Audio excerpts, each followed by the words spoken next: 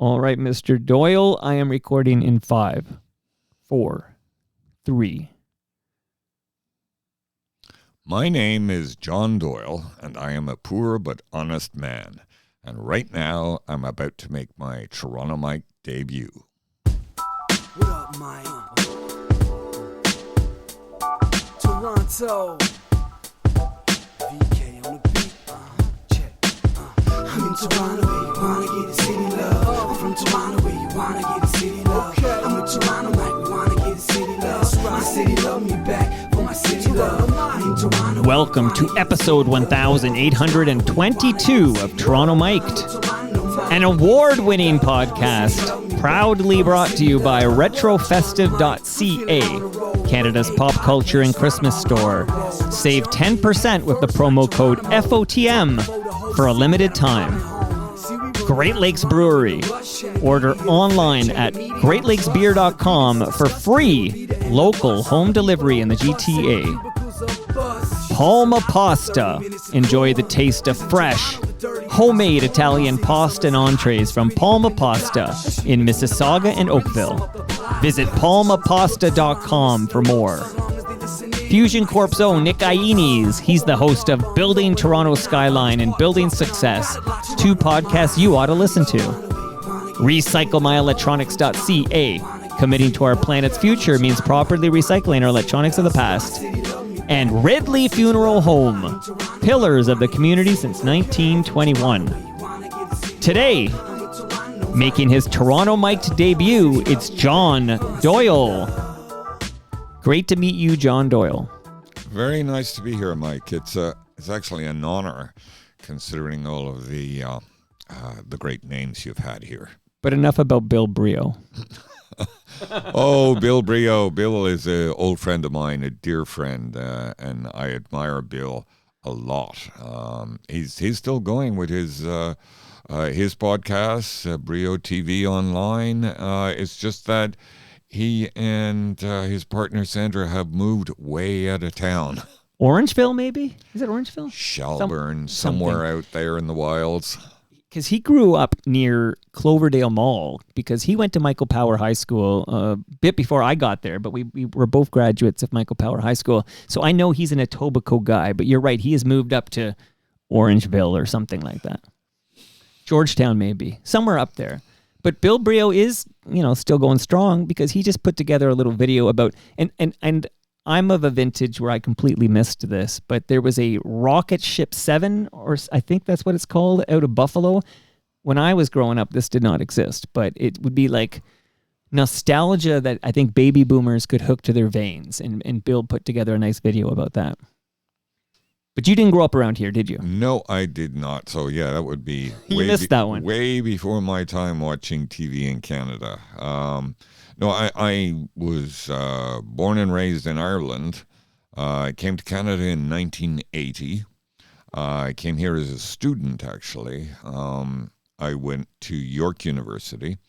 Long story short, those were kind of desperate days in Ireland. The economy was a shambles. The troubles in the north were bleeding into the south where I lived. I done a university degree. My professors at the time encouraged me to go further, do graduate studies, but suggested that I leave Ireland, go to the UK, the US, Canada. Right. So I spent some time looking into that and writing this is before the internet, when you actually had to write things and type things. Oh, I remember, John. I remember. So the nicest and most engaged response I got was actually from York University here in Toronto. So based on their interest in and support for me, I decided to come to Canada and land in Toronto. So, it's funny. I actually thought you went to University of Toronto, but you're telling me you went to York. I did, yes. And that was part of the adventure. At that time, York was, it was just as remote as it is now, but These days, there's a subway that goes there. Back in those days, it wasn't. Well, back in those days, Black Creek Pioneer Village wasn't just like a historical site. That's just how they rolled up there. Yeah, York was smaller. It was remote. It was cold. I think you went to Wilson Station and then got in hope that you got a bus to York U. I lived on campus for quite a while. That was an interesting part of the adventure too. I mean, that's your introduction to a Canadian winter is on the York U campus, in November, December, January. But it was fun too because there were a few thousand people living on that campus, and there were several bars. There were always things going on weekends. So yeah, it wasn't total hardship. And I'm curious, what were winters like in Ireland? Like, so you came to the door now, and it's getting kind of blustery out there. It's windy. I can see some snowflakes. But of course, this is Toronto in December. What would you expect? But what were winters like in Ireland? Well, they still are, because I spent a lot of last winter in Ireland. My mother was ill and I was visiting a lot. It gets cold. It rarely snows except for on top of the mountains. It's cold, it's wet, it's windy. Sometimes it doesn't become fully light until 8:30 or 9 in the morning. And by 3:30 or 4, it's dark again. Right. And that is one of the striking things about winter in Ireland is there's so little light. It can be, a bit disorienting. Well, if you suffer from a seasonal affective disorder, that might not be a good landing spot for you. Well, there would be a lot of depressed people in Ireland, I think. Well, listen, you said cold and wet, and that's like, I feel like this is Pee-wee's Playhouse. You said that's the magic word. So we have to crack open our Great Lakes beer here, John. So we're going to get into it. You have a premium lager there, but do it right on the mic. So right in front of that thing, if you can. Here you go. Okay. That's Irish crickets. That's what we call that. That sounded good. And I'll crack open my burst. So Great Lakes, thank you for sending over the fresh craft beer. And John, you're going to take some fresh craft beer home with you today, courtesy of Great Lakes. Just a perfect time of the year to bring home some beer. Well, let me not stop there. So literally 2 minutes before you arrived, Palma Pasta arrived with lasagna. It's in my freezer right now. They sent over a large lasagna for you to take home. Palma Pasta. Oh, excellent. Oh, my God. Did Bill give you the heads up? I'm curious. Did Bill say, hey, if you do Toronto Mike, remember you're going to get lasagna and beer? No, he didn't. No, I occasionally in touch with Bill since he moved so far away, but I don't see him as often as I used to. I'm going to pump my own tires here, John, before we get to know you better. This only happened last night, so this is very fresh news. So we're talking now, it's about, 2:23 p.m. on December 19th, 2025. Late last night, I was just, doing my thing, and suddenly I started getting congratulatory notes. So I guess this was around 9 p.m. Unbeknownst to me, the Canadian Podcast Awards were taking place. It was a virtual event. And I won I feel like I'm in A Christmas Story now. I won a major award. So, John, I'm just going to play this clip I pulled from the live feed on YouTube. It's not too long here. So this is what happened last night. And the winner is Toronto Mic'd. Wow, this is an incredible honor. I thought being nominated was rad enough, but it turns out winning is way better than just being nominated. This is awesome. So, Outstanding News and Current Affairs Series. What a heavy category. Toronto Mic'd, man, what a labor of love this has been. Thanks to the Academy, thanks to the listenership, and thanks to everybody who voted for me. I am truly honored and humbled. Thank you.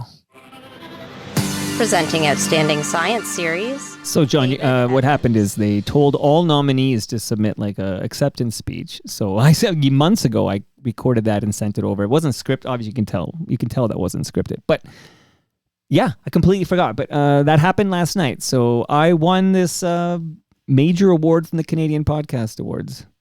Congratulations, Mike, and well deserved. Enjoy every minute. Oh, of it. thank you. You know, before I won, I was like poo-pooing the whole thing. Like, oh, who cares? What is this? And then once you win, you're like, oh, this is the most important thing in the history of the world. That's how it works. I haven't won a lot of awards myself, so, you enjoy it.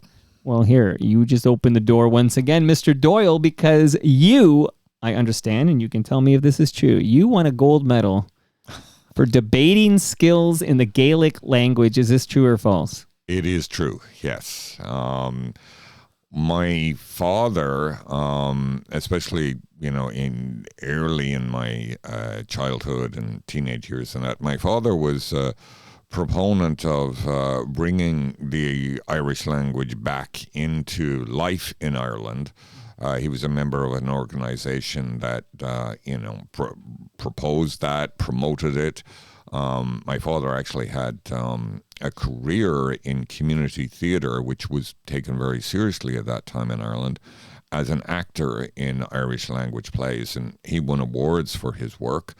At that time, yes, my father encouraged me to learn the Irish language, and he encouraged me to do things like enter debating competitions and speak in the Irish language. And yes, I did win, I think, a gold medal of sorts for arguing in the old language. Can you speak any Gaelic today? Very little. It diminished over the years. I would say I can talk, pidgin. Irish these days, but I still enjoy the Irish language. It's a fascinating language. They say, it may well be a myth, but that Indigenous people in the north have like 50 words for snow. Right. Well, in Ireland, they have about 90, in the Irish language, they have about 90 words for rain. They also have 32 words for field. Wow. Okay, now, how many of those 92 words for rain can you ring off the top of your head? Oh, probably one. Tashe Korboshte. Okay. It's pouring out. I'll have to confirm that later with Ashley McIsaac had a hit in this country. Ashley McIsaac is a fiddler from Cape Breton, and he was on this program earlier this year. Kind of a wild episode, actually. But he had a hit he did a cover. I guess it's a traditional song, Sleeping Maggie. And I know it well. And it was in Gaelic, like the woman who did the vocals, because he's a fiddler. He's doing the fiddle. And she sang it in Gaelic. That would mostly be Scots Gaelic, Okay. the Scottish version of the Irish language, which in Cape Breton, yes, stayed alive. And there are quite a few people who speak it as their first or second language. Yeah, when you do travel down east, it does sound like maybe you took a trip to Ireland. So it absolutely being preserved there, which is very cool. Ashley McIsaac in the news yesterday because his AI is spreading lies about him and it's costing him gigs. So it'll be interesting. I don't know your take. We're going to get into it, but since I said AI, it'll be interesting to see what happens to journalists and writers for newspapers and whatever newspapers evolve into in the future. But what happens with this emergence of AI is quite the disruptor.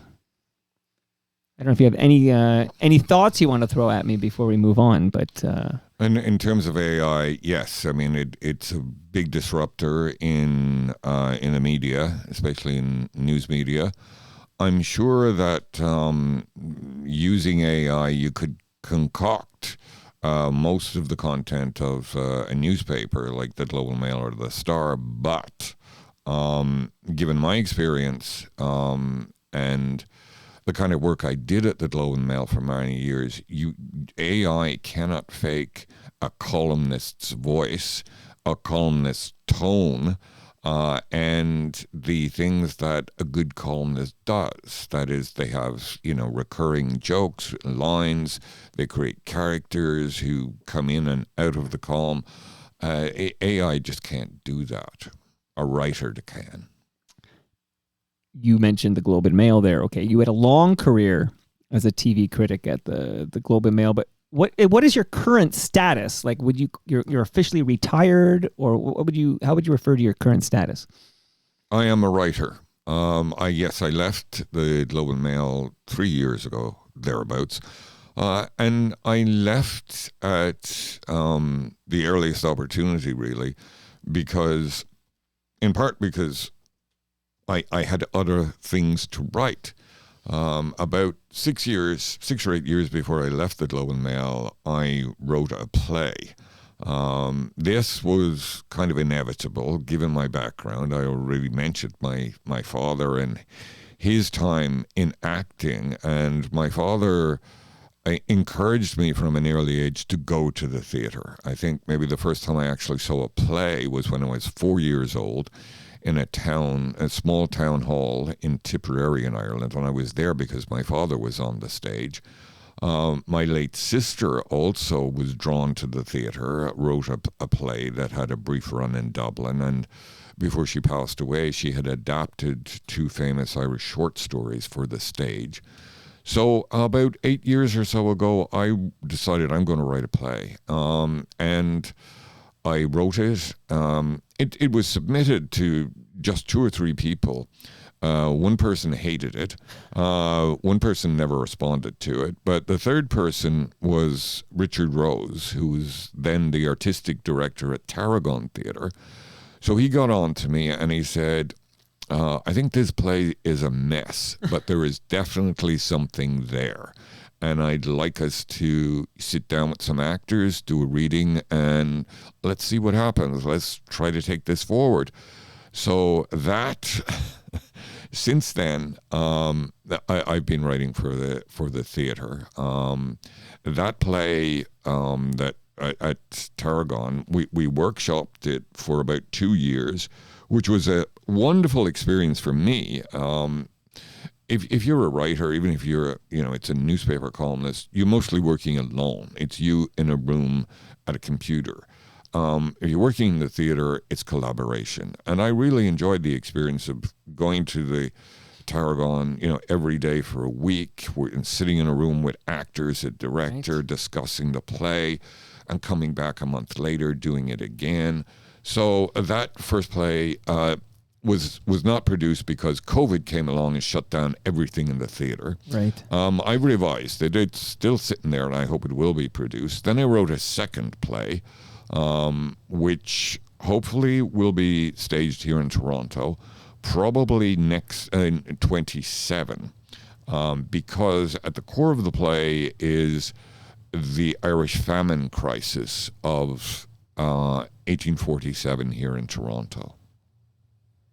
Now, I'm thinking about my friend. I work closely with him. His name is Joel Greenberg. Oh, I know Joel. Yes, I was out having a drink with Joel just a short while ago. Well, once you said, Tarragon, and you talked about theater, I said maybe John Doyle knows Joel Greenberg. So I produced Joel's podcast, which is called Life in Stages. I know it well. Okay, so I produced that. He records that in this basement, so in that very seat. And the funny thing is, just yesterday we confirmed he's doing another season, and we scheduled they're all going to happen in January, February 2026. But we scheduled all the recordings of this next season, and we're going to batch record them in early 2026. That's a wonderful coincidence. Yeah. I like Joel. He has been very helpful to me over the years with the 3 different plays I've written. I enjoy getting it together with him. I really like the podcast he does. I love the stories from actors who've had a long career and have lots of sharp and sometimes biting stories to tell about working in the theatre and who directed them, who they clashed with, who they got along with, and the thrill of doing the theatre. Absolutely. One guest from last season who was here to do it in person, because sometimes they'll join remotely and I'll just have Joel down here, but Benedict Campbell. Yes. And I know his dad. Well, his dad's no longer with us, but he was a very famous actor. But his brother is a chap named Torquil Campbell, who is like one half of the founders and leaders of a band called Stars out of Montreal. know him well. You know him well. You see, you know all this. Okay, I'm not telling you anything except off the top of the great song, maybe their best song. I might like the song the best of all the great Star songs, but Your Ex-Lover Is Dead. That's a beautiful song. Yes, it's a story, it's a narrative. And their voices work well together? Yes, the male and female voices joining in together and separating and having different tones. That's the song that includes the taxi ride, right? If I've got the right one. Right. It opens with Ben Campbell and Torquil Campbell's father. Was it John Campbell? It's a big, heavy name like that. I got to get that name right. But his big voice, because he had this great voice, saying something like this, when there's nothing left to lose, you set yourself on fire. So I have Benedict down here, and he's chatting up here, and I'm Benedict, like, this guy sounds just like his dad. It's unbelievable how much Benedict sounds like his dad. And I said, Benedict, would you do me a favor? Would you record something for me? So here's 5 seconds of Ben Campbell just after he talked to Joel Greenberg for Life in Stages. When there's nothing left to burn, you listen to Toronto Mike. Isn't that amazing? That's great. That's lovely. Yes. Well, another part of the very talented Campbell clan is Dara Campbell, the actor. She's done a few movies, acclaimed performances. We actually attempted to tempt her to auditioning for a play that I wrote. Well, that's such a small world, all of this. Yeah, it is. Actually. It's crazy small. And I think his name is Douglas Campbell, the patriarch of this family. Does that sound right to you? Douglas Campbell. So I think I called him like John Campbell earlier. Okay, so Douglas Campbell, who passed away in 2009. Shout out to Ridley Funeral Home. I have a measuring tape for you, John Doyle, that was sent over by Ridley Funeral Home, who have been pillars of this community since 1921. So you can take that home with you too. Always useful to have. Oh, you kind of know. You got to measure something. Absolutely. So where was I going? So I just wanted to tell the world about Joel Greenberg recording a new season. One of the biggest fans of Life in Stages, and I'm encountering them all over. Like, he's going to win a podcast award next. Is Lorne Honickman, who just, I don't think it's a secret anymore, but he absolutely adores the theater, and he loves hearing from these actors and these directors that he knows from the Canadian theater scene, and then they get those deep dives with Joel. So shout out to Lorne Honickman. All right, questions for you, John, as we walk through this. One is, what did you take at York?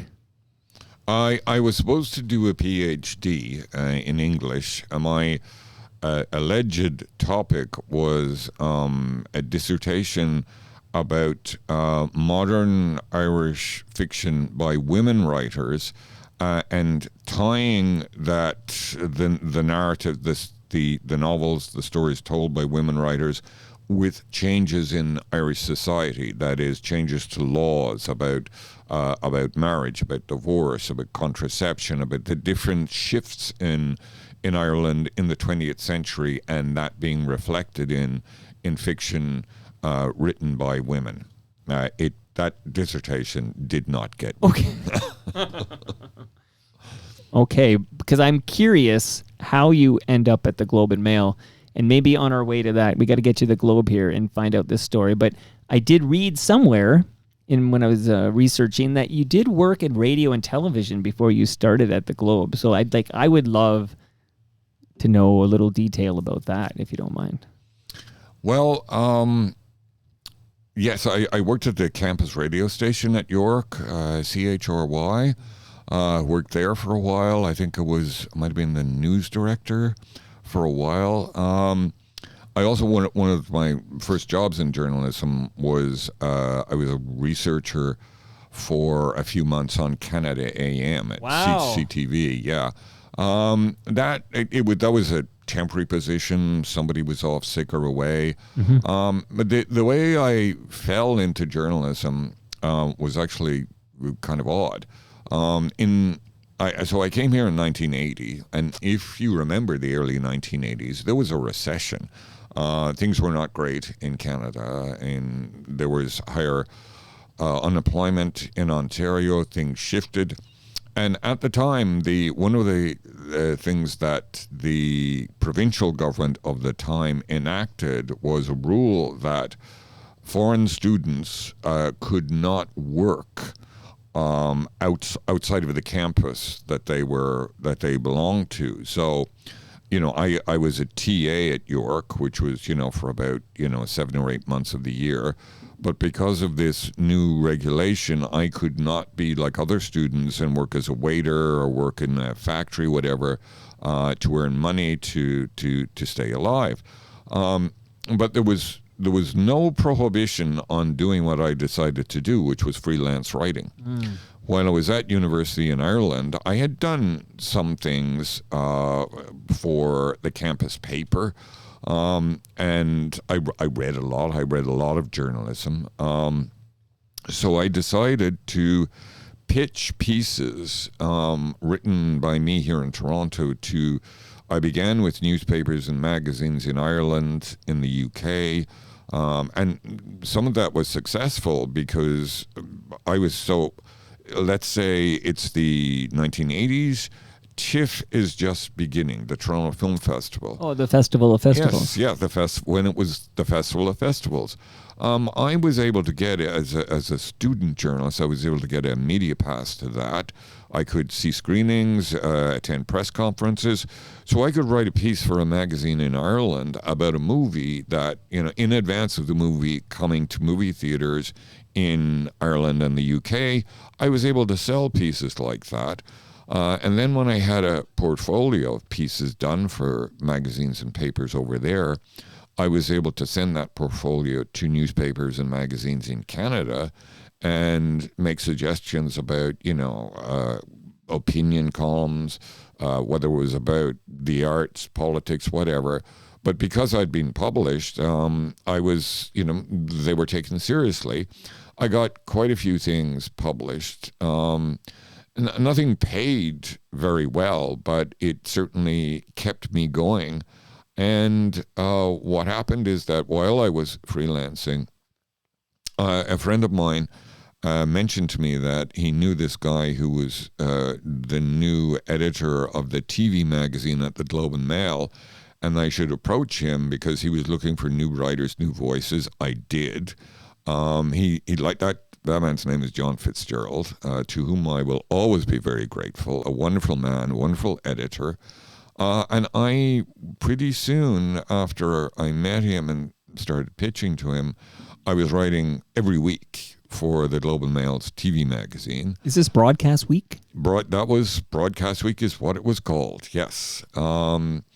And me and Fitzgerald and some of the other contributors, we basically decided we're going to make this an important part of the Globe and Mail. We're going to make it fun. We're going to write about television in a new way. We're going to concentrate on interesting television. And we pretty much succeeded. And after a while, I was hired by Broadcast Week on a contract. I worked for about 6 months for the Globe. Then I was writing a weekly column. And eventually, I was hired full-time by the Globe and Mail, and I was working full-time at Broadcast Week. And then during the newspaper wars, you remember when the National Post was launched and the Globe, the Star, the Post were battling for readers and were willing to do new and interesting things in that period. I was made the television critic for the newspaper and writing 5 columns a week about television. But the Globe was good to me at that time. They didn't rein me in. They allowed me to sort of write about anything I felt like.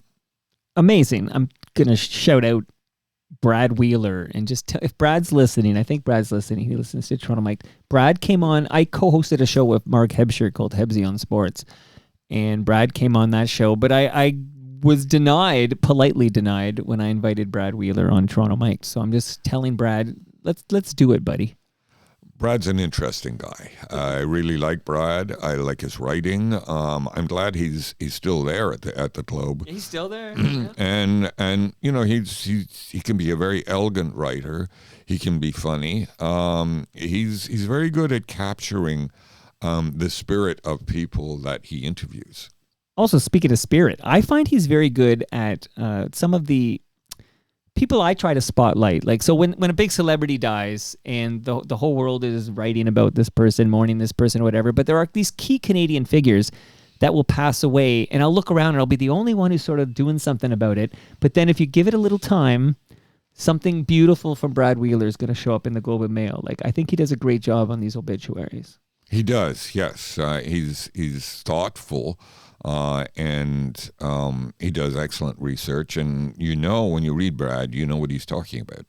And to pump some more Brad Wheeler tires here, I'll pick on somebody like Alexander Mayer from Attic Records, for example. Like, and I think this actually happened, that's why I'm pointing out this one, but he'll listen to, Al Mayer talking to me on Toronto Mike, and in his obituary, he'll credit me. Like, a lot of people use me for research, and there's zero credit given, right? It's just something on the internet that they pulled down. But Brad Wheeler goes out of his way to make sure, as heard on Toronto Mike, or something to that effect. So I just want Brad to know I appreciate that gesture.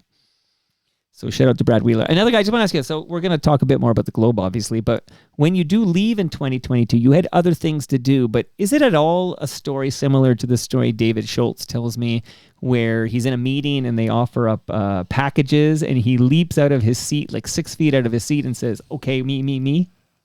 That was not my situation, no. There was no package on offer at that time. By the way, I do know Dave Schultz. Dave used to write for Broadcast Week back in the day. He wrote a column about sports on TV, which was always funny, much liked. Probably talked about Hebsy. And then as part of my career at the Globe, I was asked to write about soccer. And I covered several World Cups, Euro tournaments, wrote a book about my travels for covering soccer, and I fell in with a gang of sports writers too, and Dave Schultz was part of that. Lovely guy, Dave. I actually got a very interesting question for you, which I was gonna save it till I warm you up a little more here, but a question about soccer from a Canadian footy fan. Maybe I'll hit you with it right now since I've teased it here. Okay, so is it possible, Mr. Doyle, that you've been a bit tough on Canadian soccer fanatics? I don't think so. No, I've been writing about soccer since 2001, 2002. I don't think I've been tough on that. No, what a person, or if somebody suggested this line of talk. Well, I can quote him if you like, because this is, I didn't pay close enough attention, but a gentleman named Mike, a rather common name, that could be me, but it's not me, okay? Mike writes in, I can recall one time during an international window at the Football Factory where the Voyagers had an info table set up and John Doyle stopped by just to offer his disdain for those who follow or support Canadian soccer. And he says it was not a surprise, as it was practically one of the themes of his book. He goes, I'd send in a specific question, but I can't think of a polite way of asking, why were you such a prick? I wasn't. There is no truth to this line of questioning at all. I have long admired Canadian soccer supporters. I was writing about them when the sport was largely dismissed and reduced to like tiny coverage at the back of the sports section. The only harsh things I might have said was I recall dealing with some soccer fans. I don't remember that incident. I do remember the Voyageurs at the Football Factory and me going in, I think, to pick up a ticket for a Canada International that was being played at BMO Field. I don't remember expressing disdain. The one thing I might have written about that irritated people was that there certainly at one time there was an assumption that if, say, you were Italian or Portuguese and male in Toronto, that gave you immediate authority to talk about soccer. And that was something that, I disdained that. I mean, I thought that's just wrong. It's you don't have a monopoly on knowledge of soccer, on tactics, on the game itself, just because of your background. Loads of people from many, many countries are soccer fanatics, and in Toronto, being Italian or Portuguese doesn't make you an authority. Well, I'm glad we could clear this up, John. Like, this is a good opportunity. You could stand up for yourself, because I got that note and I felt it was fair game, because there's nothing too personal there. Just suggesting that you, quote unquote, disdain for those who support Canadian soccer. And it's good to hear your side of that. So thank you for that. Thank you for that. I point out I've made my way up to York University to watch York United. I've seen AFC Toronto. I mean, I'm part of the soccer community in Toronto, and no, this idea of me being harsh or being a prick, no, I reject that. And those AFC, for example, you're watching as a fan, not necessarily. You're not there to cover. I'm not covering soccer right now. So I'm there as a fan. I'm there with the supporters. I'm there with the people singing the songs and chanting, right, and enjoying the game. Beautiful. Will you possibly be enjoying any World Cup matches at the? Well, they can't call it BMO, you know. No, they can't. It's the Canada National Soccer Stadium or something. Yeah, I've been through that before. I mean, I remember being in Portugal covering Euro 2004, and you get in a taxi and to go to the stadium, and I would use whatever the official term was that UEFA had concocted for the tournament. Like, what are you talking about? And the driver's like, what? Oh, you mean where Porto play? You know, I said, yeah. He said, okay. Well, I know that. You know, That's funny. With the World Cup, I mean, I don't know what's going to happen. I doubt. You know, I am tempted to offer my services to an outlet to cover some of the games here. Because I have been writing about soccer for a quarter century, and my book about soccer was a national bestseller. Well, let me name check it here. It's The World is a Ball: The Joy, Madness, and Meaning of Soccer. That's the one. Thank you for mentioning the title. Well, you can still get this book, right? You know, and I feel like some of the casual fans will just come online for what's happening next summer in the city. Yes. I mean, one of the things that I write about in the book is how much fun it is, like what tournaments mean in terms of the mood, the vibe, the atmosphere. I mean, how these are rare in the contemporary world to have these. When a soccer tournament is on, whether it's the Euro or the World Cup, there's something very benign about it. Everybody is suddenly engaged with the game. In the tournaments, it's a thing I say in the book is over all the tournaments I covered. And in total, I covered soccer from 17 countries on 4 continents. Ooh. I never once felt afraid. I never thought there's going to be violence here, or I should get out of here. That I never had that experience. There is something gloriously benign and calming about a tournament, because everybody's there to not just to support their team, but they're there to celebrate the game. And the game of soccer is one of the very few things in our world that crosses all boundaries, countries, religions.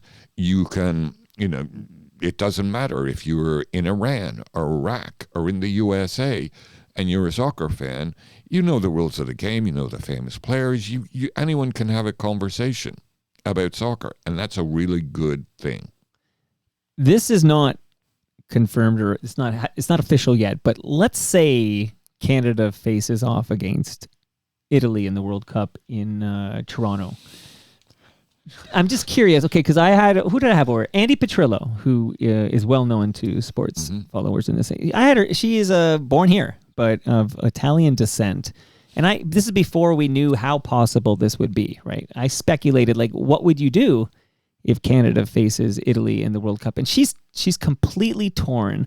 And I don't know. To me, that's disappointing. Like, she's born in Canada, has been living in Canada, but if Canada faces Italy, she's not sure she'll cheer for Canada. Like, what do you think happens in the city if that match takes place at the place that I'm going to call BMO, and FIFA can call it whatever the hell they want? Well, what you're describing, Mike, is probably what will happen. Is that people will be torn, but in a good way, I think. I mean, because it underneath all of this is the fact that Canada is a multicultural country in which you bring the culture from your home country here, and that's okay. So, Canada, Italy, at BMO is a mouth-watering possibility. Right. And it it would be a glorious event, and one of the most historic events in the history of this city. But I would put a little warning in there. There's no guarantee that Italy will make it. Right. That the playoffs are tough. And although they might have to play, I think they will play Northern Ireland.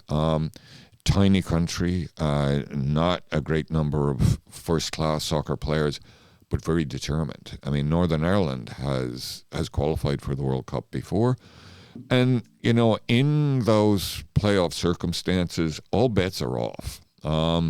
Right. Now, one little footnote I'll give you. I think I'm right about this. Gattuso, who is the manager of Italy right now, he met his wife in Toronto. He was playing for, I believe, Glasgow Rangers for a brief time. They played an exhibition game in Toronto, and as part of the the celebrations and the meet and greets and that, he met the woman who became his wife. So there are all kinds of complicated connections between Italy and Toronto. And the Rangers, that's Alan Frew's team, am I right? From Glass Tiger. I feel like that's his team, but... Could be. Well, if you're Scottish, it's either Celtic or Rangers. Pretty sure it's Rangers. I know just enough to be dangerous over here when it comes to, European football. But why? Because, again, I know, like I said, legit, I'm not like Mike, who wrote in and lives and breathes, and I know he went to Qatar to see Canada play. Like, he's a diehard. I know just enough to be dangerous, but why would a country like Italy, which I always think of as a football powerhouse, why are they in such a World Cup drought here? Because they missed the last two, right? And they might miss this one. Like, how does that happen? Because Canada in hockey isn't going to go in Olympics without. I know less countries play hockey, Mike. It's not even close. But why would Italy be in such a drought? It's a complicated issue, Mike. Okay. We'll need an extra hour for that one. We'll try to cover it in a couple of minutes. I mean, Italian soccer is not the powerhouse it was. I mean, this also happens at the club level. The big teams, Juventus, AC Milan, Roma, Napoli, Lazio, are not the powerhouses of European soccer that they once were. I think there's been a certain amount of stagnation in developing soccer in Italy. I think some of the club teams rest on their laurels. They don't invest as much in bringing in young players and having an academy to train and educate young players at the highest level. I think they're a bit backward in youth development compared to what they do in France and indeed in England these days. So I think if somebody in the organization in Italy realizes this, it can change in a decade. But right now, Italy is like a mid-level power. Okay, interesting. But I do root for them to qualify for the World Cup because I am very excited to have Canada versus Italy here in Toronto. Like, it's almost like, pinch me, this is wild, this is happening, and that feels very big to me. I would love to see it too. So You know, come on, I mean, with all due respect to Northern Ireland, who else is in this tournament that could go through? Northern Ireland and Italy, but Wales, Bosnia Herzegovina. That's about all I can think of off the top of my head. But this is a 48 team World Cup, and this is the biggest World Cup that's ever been. So that opens up routes to the World Cup for smaller countries, and they will take advantage of that. And if you're from a small country, the motivation to get to the World Cup is enormous, and Italy might not be able to overcome that incredible motivation, the impetus of a tiny country has. Wow. That if they make the World Cup, I mean, they are legends. Wow. How do you think Canada does? And I mean, specifically, will we finally win a World Cup match in 2026? Oh, we will. Okay. Definitely. I actually felt that way. I felt that way in Qatar, but again, I only know enough to be dangerous. But at least we scored a goal in Qatar. We did score a goal. I mean, I was a bit disappointed with Canada's performance, the men's performance at the World Cup in Qatar. I'm not sure that John Herdman, who was then in charge of things, I'm not sure he planned it well. I remember, I had a speaking engagement out west on Salt Spring Island, actually. And they invited me to talk about soccer because that Qatar World Cup was coming soon. Right. And people were telling me, okay, Canada is going to play, Belgium and then Morocco and Croatia. And they were thinking, okay, Morocco is probably the one we can win because, well, Morocco's not a great soccer power. I remember saying at that event on Salt Spring Island, I said, our best bet is Belgium. Now, if you look simply at the rankings, Belgium would be in the top 5, and people would say, oh, that's one we should be afraid of. My take was that when Canada played Belgium at that World Cup, the Belgian players were coming off a very long season in Europe. And these are top players at top teams, and they would be the sort of team that is relying on their star power. They always take a bit of time to get the engine going at a tournament. We could have beaten Belgium, I think, at that World Cup had the tactics been a bit more forceful and shrewd. But I still, I remember the run to qualify for the World Cup under Herdman and those matches at BMO, and those were glory days. Must-see TV. Absolutely, every time. Absolutely here. Quick pause to tell you, John, and all the listeners. So we're recording on December 19th, and there's a rather big holiday happening 6 days from now. It'll be Christmas, and it's not too late to go to retrofestive.ca. If you use the promo code FOTM, you save 10%. I have a quote from Google Reviews from a Francis. Francis writes, I use their online store every year, especially for cool stocking stuffers. They are well stocked and always have quick delivery. So follow Francis's lead here. Get some Christmas gifts from Canada's pop culture and Christmas store, retrofestive.ca. And if you don't want to do it online and save that 10%, you can always go to the Oakville store. So shout out to retrofestive.ca. And I also want to thank for his support Nick Iones from Fusion Corp. He stepped up to help fuel this Real Talk. So Nick, part of that Canadian Podcast Award belongs to you, brother. But Nick's got a couple of podcasts you should listen to: Building Toronto Skyline and Building Success. One guest on Building Success was a chap named Keith Stein. He's an entrepreneur. He's involved in a whole whack of cool stuff. But one of the things he's involved in is the Toronto Maple Leafs baseball team that plays at Christie Pitts, and this new women's baseball league that's going to launch next year. And John, I didn't mention this off the top, but I was chatting with Keith. We have occasional conversations, and he said to me, Mike, I would love to hear John Doyle on your show. And I said, I would love to hear John Doyle on my show. And that's when I reached out. So Keith Stein was the spark. Well, thanks to you and Keith. It's an honor to be here, and I'm enjoying myself. Well, good. And one more piece of advice here, and then we're going to pump your tires for a bit, and then I got a few more questions. But if you, John Doyle, have old cables, old phones, old electronics, maybe you've got them in a drawer at home or in a closet, maybe you got a whole room full of them, do not throw that in the garbage because the chemicals in those devices end up in our landfill. You need to go to recyclemyelectronics.ca, put in your postal code, and find out where you can drop it off to be properly recycled. So thank you, recyclemyelectronics.ca. Recyclemyelectronics.ca has confirmed they're going to support and sponsor this program for all of 2026, which is amazing. And I'll just take this opportunity to say this award-winning podcast has room for another partner. And if you're interested, please write me, Mike, at torontomike.com, and we can chat about it. Be fun to work together. So, John, I'm going to pump your tires because I pumped mine off the top. I said I won that big award last night.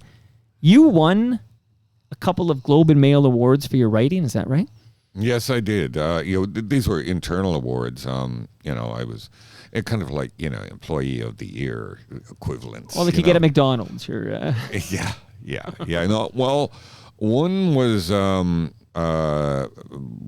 writing award, which in journalism, and certainly inside the Globe, was prestigious, and I was honored to write it. Funnily enough, that was 2006, and in part, I was given that award because I had, at that point, I covered 3 soccer tournaments. I covered the World Cup in Japan and South Korea 2002, Euro 2004 in Portugal, and the World Cup in Germany in 2006. Shortly afterwards, one of the top managers at the Globe decided I shouldn't be writing about soccer at all, which was odd, but because she was a senior figure in the paper, the editor sort of went along with her. So I went through this strange period where I would at that point I had a contract to write a book about soccer, which was going to come out in 2010, and I had a budget for travel and everything. So I would send a note to the sports desk saying, next week I'm going to be in Europe. I'm going to Slovakia, where Slovakia will play the Czech Republic. They used to be the same country. Well, yeah, they that's have quite to the play matchup. each other to qualify for the World Cup. Are you interested in a piece about that? And well, no, John, no, it's okay. We'll just take wire for that. So then I would go and cover it for the New York Times. It was a very odd period. By coincidence, when that decision came down that, I really shouldn't be writing about soccer because it was not my job. My job was to write about television. Right. I had just got a note from the New York Times, from an editor at the New York Times, to say, hey, I've been reading your writing about soccer. You're good. I love the way you do it, the style you do it at. This is just a note from an admirer. So when that decision that came down that I shouldn't really be writing about soccer for the Globe, I contacted the New York Times, and in 72 hours they said, "Okay, you're on board. Wow. What's your angle for?" I was just about to go to England to watch England play a World Cup qualifying game, I think against Uzbekistan, and the Times wrote to me and said, "Okay, what's your angle for that piece, and what time will we see it?" So I wrote dozens of pieces about soccer for the New York Times before I came back to writing about it for the Globe, when the person who had sort of banned me moved on. Right. Well, let me ask you, this might be a question you get asked frequently, I would think, when people talk with John Doyle, but it's been well publicized that there was a beef with Fox News at the time. Anyways, he was at Fox News, Bill O'Reilly. Yeah. So finally, I have John Doyle on the program to speak to this. What do you remember about the Bill O'Reilly beef? It was a strange and at the time weird but weirdly thrilling. At that point there was a move in the broadcasting industry in Canada to make Fox News available in Canada, and there was a lot of talk about this.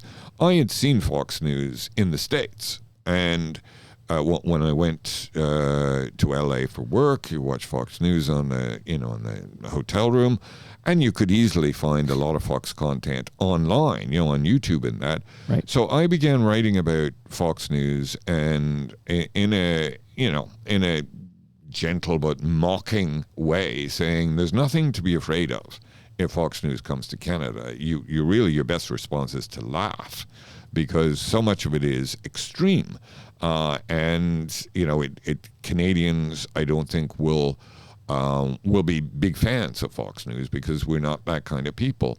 Bill O'Reilly, who then was like pretty much number one on Fox News, he picked up on this, because I guess Fox News at the time was thinking, we're going into Canada, we have to prepare for this. So O'Reilly came across what I'd written, and on air started answering me, and saying, John Doyle, that crank at the far left Globe and Mail newspaper in Canada is saying that Canadians will laugh at Fox News. Well, get over yourself. That's kind of stuff that Fox News still does. Right.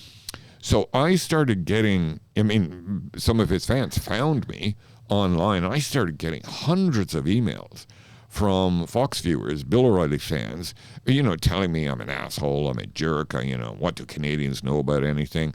I sort of kept up this little battle, and I wrote about the fact that I was getting this ugly mail from Fox viewers, and O'Reilly responded to that. And this went on for about 2 weeks. I wasn't writing about it every day, but then what happened is that I remember it was a Thursday, and I got a call in my office at the Globe and Mail from the New York Times, saying, from one of the senior editors there, saying, I've been following this battle between you and Bill O'Reilly at Fox, and really it's a fascinating story, because it sort of delineates the difference between Canada and the United States. Will you share some of the hate mail you've got? And I said, yes. So I spent most of that Thursday working with a senior guy at the New York Times, filtering, the hate mail and some of my reactions to it, sent it to him. And that ended up as a feature in the Sunday New York Times. Wow. With a big, big readership. Yes. And what was funny out of that was, as soon as that New York Times piece appeared, I started getting thousands of emails from Americans who had read the piece in the New York Times to say, we're so sorry. Yeah. Really, we're sorry. Don't think that Fox News fans and Bill O'Reilly are representative of Americans. They're not, Mr. Doyle. Really, they're not. So, it became this, international situation. Right. I think this was before everybody was on the internet, and it's before Twitter. Before Twitter, yes. So if it happened today, it would be a big international incident. But for those days, it was big enough, and a lot of people suddenly heard about me, thanks to Bill O'Reilly and thanks to the New York Times. Well, everybody loves a good fight, right? So it's like this is good for all parties involved, I suppose. But you've never met Bill O'Reilly, have you? No, I haven't. And of course, Bill O'Reilly eventually left Fox News under a cloud, you might say. I do recall. Also, people probably today, at least, people probably know Bill O'Reilly best from the "fuck it, I'll do it live," which I think is great. Yeah, he's still around. I'm not sure he's made the comeback he would have liked, but yeah, he's still around. He's a voice out there in the in the cranky right-wing American news media. And we knew him as the hard copy guy. Anyways, that's how I knew him, as the hard copy guy here. So since we're going through a couple of the controversies, in 2010, you argued that the Giller Prize and the Gemini Awards were elitist. Do you still feel that way? Although they're not called Geminis anymore. Did I actually use the word elitist? Let me see. I can go to the source, but what do you recall? What do you recall? I think what happened with the Giller Awards, which annoyed the people who run the family who run the Giller Awards. What I said was that it was terrible television. It was as simple as that. I mean, it was a great boost for the Giller, for the awards, and for the books and authors nominated, that it was on television. But when the show actually happened, not just as a critic, but as a TV watcher, as a consumer, I thought, this is really badly done, and they should put more effort into having a show that's fun, that's informative. It was very stagey. It was staid. And I simply argued that if you're going to put a book award show on television, then make it lively, make it better. The Gemini Awards, the Gemini became the Canadian Screen Awards. Yes. And they merged it with the Genies, right? Yes. And I do remember that period, because when it was the Gemini Awards, it too for a television award show, it wasn't very entertaining. It was staid, and it was sort of the usual suspects. And actually, we talked earlier about our mutual friend Bill Brio. Bill and I and a couple of Canadian actors were approached on the QT by the Academy that ran the Geminis and the Film Awards and that. And we had a chat with them, and Bill and I suggested, put the Geminis and the Film Awards, put them together, have Screen Awards, just make it, at that point, Canadian TV stars would have been bigger than Canadian movie stars. So use television to boost the movies, and have as much star power as you can. But again, make it entertaining, because the Gemini Awards often did come across as a very dour CBC production. Well, they took your advice. They did. They did. listened. Well, it made sense. It made total sense for them too. Okay, very interesting. Now, this one's a bit more sensitive, but I actually myself, and I've recorded 1,800 and something episodes, but there has been times in the past where I've used a term that I thought meant something, and then somebody's felt it meant something else, but I was completely ignorant. So ignorance, legit ignorance. But I'm curious about the fallback. So the Great Canadian Baking Show, you called Dan. Dan Levy, Eugene Levy's son. The term you used was fey, F-E-Y, fey. And Levy argued, and a CBC critic as well, that that's a homophobic term. So, what do you think of the word fey being used as a homophobic term?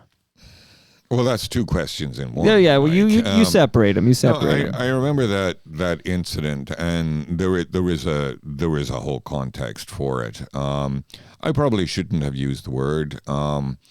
As to whether it's literally and emphatically homophobic, I don't think so. I mean, people can argue that, but in the general population, I don't think everybody would agree with that. I wrote many hundreds of columns. You write 5 columns a week for 10 months of the year. You're going to make mistakes. That column, like others, went through 2 editors at the Globe and Mail on the desk. Neither one flagged anything in that column.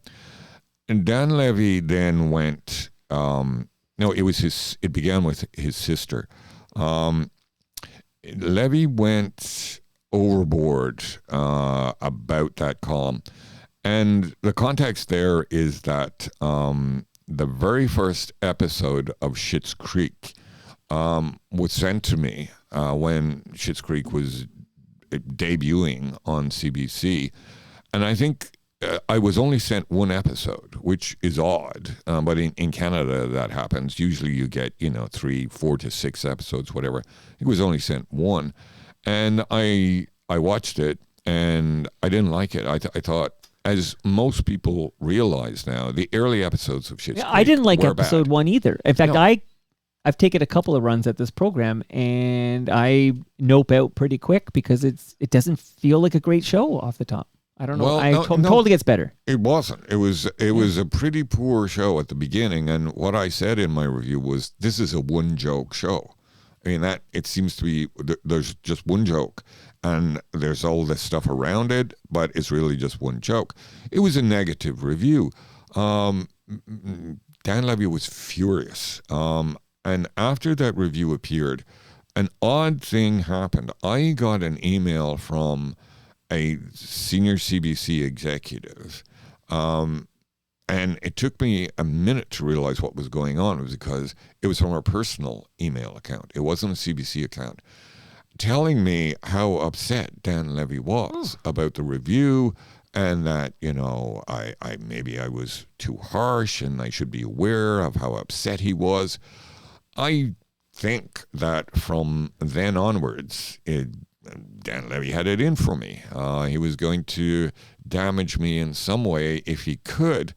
And when you write for a newspaper, you have a pulpit, you have a voice, but you're also vulnerable. You are very vulnerable putting yourself out there, and you're particularly vulnerable, I think, to powerful families. And in Canada, a lot of power rests with certain families. I remember, this is a sidebar to this. Sure. I remember writing about Ben Mulroney when he was began hosting television, and if you wrote anything negative about Ben Mulroney, Canadian Idol. Yes, Canadian Idol. If you wrote anything negative about it, the editor heard from Brian Mulroney, from the former Prime Minister. And that, that can scare some editors. In the case of Levy, it was his whole family. His sister got on to my editor at the Globe to tell my editor how upset Dan Levy's mom was, his dad, and then friends of Levy's started agitating online. And really, it wasn't about a word in the column. It was about putting the newspaper guy in his place. But if you could go back in time, you might use a different term than Faye. Oh, sure. But, if you write, if you broadcast like you do, yeah, you make mistakes. At least you can edit. I refuse to edit Toronto Mike. This is both the greatest thing about it and the worst thing about it. Well, yes. I mean, but But you said it. It was, the editors didn't flag it or whatever happens in the newspaper world here. Okay. And I was never asked to apologize or explain or anything. The newspaper was a bit spooked by the number of people around the Levy family who were agitating about me. But that was the end of that. You move on. You write the next column. One of your columns at the end of a year, and we're in the end of 2025 here, but you would write about the 10 most irritating Canadians. Oh, yes. That was fun. Do you think you were too hard on the Canadian Tire guy? We don't have him around anymore, but the Canadian Tire guy was a fixture, especially at this time of year. Well, that was always a fun column to write. And it wasn't, the top 10 most irritating Canadians, television related. Right. That always was not just me. Before that list appeared, when readers would contact me, and I was very proud of the fact that, I stayed in touch with readers, and they phoned, they emailed. I always tried to keep in contact with people and ask people, what shows are you watching? Like, how many channels do you have? Have you seen this? To get information from real people, readers. So when readers would contact me, whether it was asking, should I invest in getting that cable channel? What do you think, Mr. Doyle? And I would ask people, well, what's the most irritating thing about TV right now?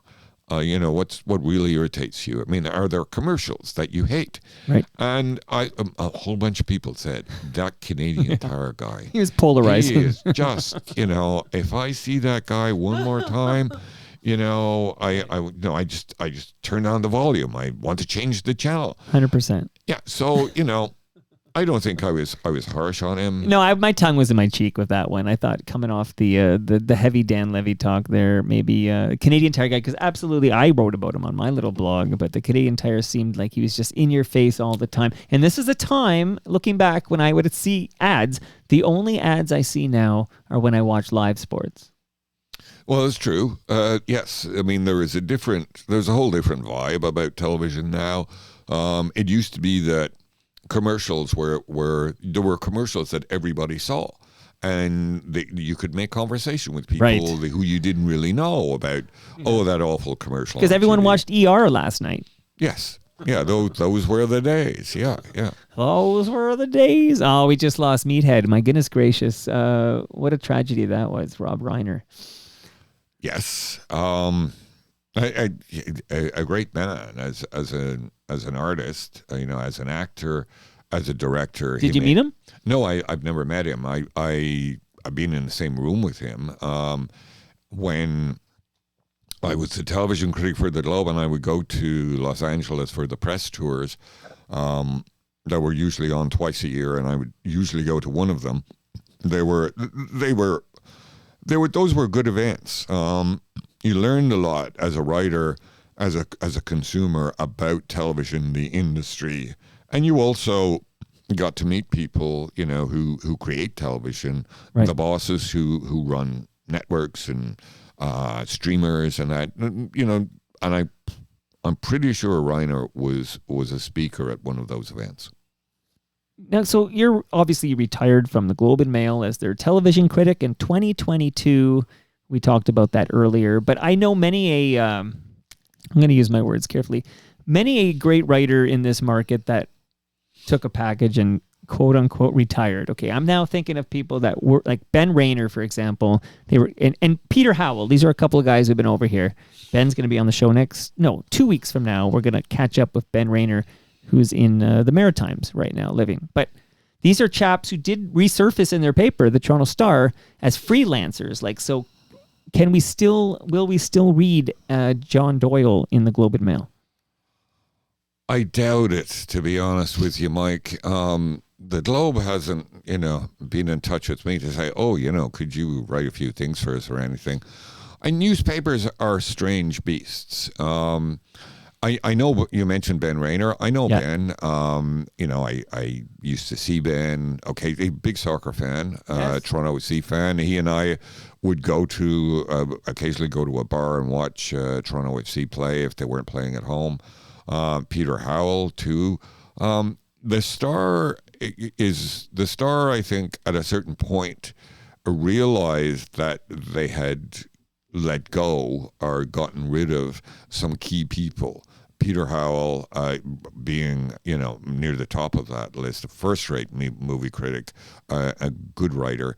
Ben also on the topic of music. So the Star brought some people back. The Globe isn't that kind of paper. All newspapers are different, but newspapers can be slightly crazy places where there are feuds, arguments, there were hate-ons. I wrote a very popular column for the Globe and Mail, but there were people who did not like the fact that the TV critics column was often the most read thing in the paper. Right. I remember one instance being told about this by a senior editor at the Globe. I had picked up on a show called Outlander, which was based on a series of very popular novels. And I had seen the pilot for it when I was in Los Angeles, and I was impressed. I knew this is a different kind of show. It's a romance, but it's also there's something going on here that's really tricky, but it grabs you. And I wrote about during that trip to LA when I saw the Outlander pilot. I put something online, probably on Twitter, saying I've just seen a really good pilot for Outlander. And within an hour, I got replies. I got replies from New Zealand. I got replies from Australia. And these were from people who were fans of the books and were anxious to know about the TV version. Right. So I wrote, I think when it actually aired then, I wrote a column about Outlander, and I praised it. Word went around among Outlander fans that there was this piece in the Globe and Mail in Canada about the show. That was the most read piece in the paper. And I was told by a senior editor that when she went into the morning meeting at the Globe and Mail, where all of the department heads gather and the editor-in-chief is there and they're setting the news agenda for the day, the first thing the editor-in-chief said when he went into the meeting was, "What is Outlander, and why is John Doyle's column the most read thing in my paper?" So, there will be people who will resent you because... Well, you're not on their speed dial at this point, perhaps. Okay, well, I got to say, one thing that you did allude to, but we didn't name it. I feel like we should name it, is A Great Feast of Light, Growing Up Irish in the Television Age. You wrote that, you published that. That was your first book. You published that in 2005, and it's about your life in conservative rural Ireland. Little early to write that memoir, I would think. I'm proud of that book. I think it's a good book. People I've come across recently in the theater world who, do a bit of research on me, come across A Great Feast of Light and read it, come to me and say, it's a lovely book. It's beautifully done. It's a memoir, but it's about a specific time. I mean, it's essentially about the 1960s and early 70s in Ireland at the time when television arrived, and television changed Irish society dramatically. Urge the listenership to check that out. How was your Great Lakes beer? Was it tasty? It is excellent. It's a lovely, crisp Pilsner type beer. I'm enjoying it. So you got the premium lager, but I will shout out, they have a super light lager, which is also tasty, but it's only like 3.2% alcohol or something, so it's a lot lighter. And much love to Great Lakes, and I'm going to send you home with that beer there. And on our way out here, I want to just tell you that I thoroughly enjoyed the chat with you, John Doyle. I love this. Thank you, Mike. I thoroughly enjoyed it too. It's a treat to talk to somebody like yourself who apparently knows all of these people that I know. Well, listen, it's a small world out there. I didn't even bring up like Antonia or Rob Salem and all these other cats I've had over talking about the scene. People I know. I hope Rob Salem is doing well. I saw him at the Ron James stand-up I was at 2 weeks ago. Him and Rita were there, and they're both in this. They're both in the, because Rita Zekas hasn't actually been on Toronto Mike. She was going to be, and she didn't make. But Rob is bringing her over here in January. Oh, good. There you go. Glad to hear it. He's a big Superman fan. I hope you know that. Okay, so thank you, John Doyle. Love it. We're going to take a photo by Toronto Tree in a moment, and I'm going to get your lasagna. This was great fun. And that brings us to the end of our 1,822nd show. It only took me 1,822 shows to get to John Doyle from the Globe and Mail, so it was all worth it. Go to TorontoMike.com for all your Toronto Mike needs. Much love to all who made this possible. Again, that's Retro Festive, Great Lakes Brewery, Palma Pasta, Nick Ieni's, RecycleMyElectronics.ca, and Ridley Funeral Home. Monday is the annual Christmas Crackers episode with Retro Ontario's own Ed Conroy. See you all then. Subdivisions.